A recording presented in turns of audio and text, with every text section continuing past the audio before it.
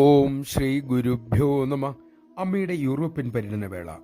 ദർശനം കഴിഞ്ഞ് അമ്മയുടെ മക്കൾ വിശ്രമിക്കുന്ന സമയം ഒരു യുവാവ് ഭാര്യയോട് പറഞ്ഞു, എന്തൊരു വെളിച്ചമാണ്, ചെകിട് തകർക്കുന്ന കൂർക്കമ്പലിയും പോരാത്തതിന് എന്തോ നാറ്റവും, എങ്ങനെ ഞാൻ ഉറങ്ങുക? യുവതി തനിക്ക് ദുർഗന്ധം തോന്നുന്നില്ല എന്ന് പറഞ്ഞു. കുറെ കഴിഞ്ഞപ്പോൾ അവർക്കും നാറ്റം അനുഭവപ്പെട്ടു തുടങ്ങി. ഒടുവിൽ അതിൻ്റെ ഉത്ഭവം അവർ അന്വേഷിച്ചു, കണ്ടെത്തി.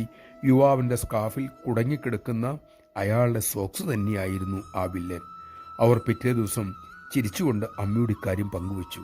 പൊട്ടിച്ചിരിച്ചുകൊണ്ട് അമ്മ പറഞ്ഞു, കൊള്ളാം, സത്സംഗത്തിന് പറ്റിയ വിഷയം തന്നെ, നമഃശിവായ. അമ്മ അരുളുന്നു, സ്വന്തം അഹങ്കാരത്തിൻ്റെ ഭാരം തിരിച്ചറിയുമ്പോഴേ സ്വയം തെറ്റുകൾ തിരുത്താൻ മക്കൾക്കാകൂ. അതുവരെ സ്വന്തം അഹങ്കാരം സുന്ദരവും മറ്റുള്ളവരുടെ അഹങ്കാരം വികൃതവുമായി തോന്നും. നമ്മുടെ യഥാർത്ഥ നില സ്വയം തിരിച്ചറിയാനുള്ള വിവേകവും അത് തിരുത്താനുള്ള ശക്തിയും അമ്മ തന്നെ നമുക്കേകട്ടെ.